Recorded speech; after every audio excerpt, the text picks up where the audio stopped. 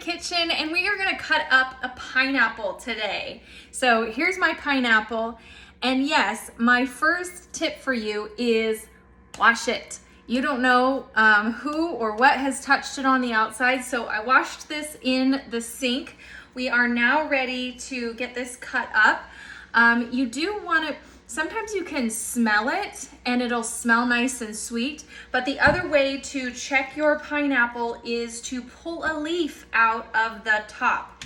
If it pulls out real easily, then it's probably ripe enough to cut. So 2 little tips on picking out the right pineapple.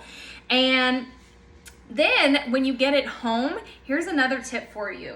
So this one right over here, I have it sitting upside down. So that is what I did with this one as well.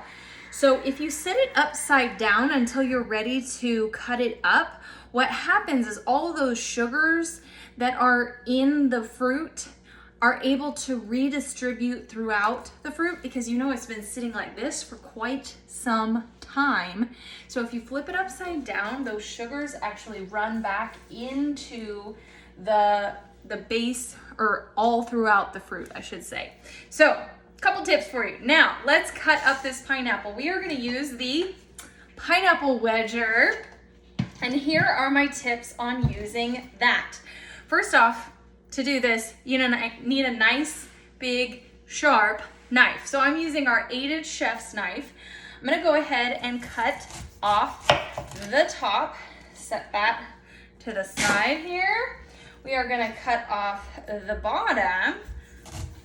And then, instead of trying to tackle this as one big piece, my next tip for you is to cut this in half. What's gonna happen is if you try to cut this, we're gonna take the cover off the bottom here. If you try to cut from here, it's a lot harder to push down that far, and you might kind of get off track.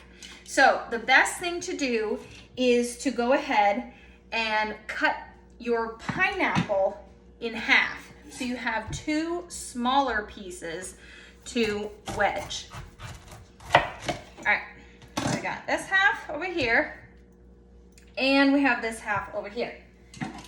Now, you're just centering this right over. This is where the core is on the pineapple. So all I'm gonna do is rock this down. You wanna let the wedger do the work. Don't just push straight down, kind of rock it back and forth. Let the wedger do the cutting and the work for you. All right, so now once you get all the way through, it's actually not cut all the way through. You can't actually see that blade coming out. So that's where you use the cover. This is what helps pop this the rest of the way through. So line it up how it goes on here, your little tabs on the side, and all you're gonna do is pop it the rest of the way down, and then you have cut completely through, and those are gonna come right off.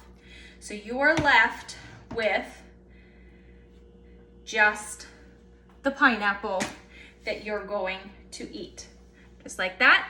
And we're gonna go ahead and cut that up. You can cut it up, whatever way, depends on how you're gonna eat it. We're actually gonna use this, we're gonna grill some pineapple tonight. So I'm just gonna chop it up into some smaller pieces. You could also actually use our apple wedger at this point and wedge those, and then you would have some pineapple wedges or spears for that.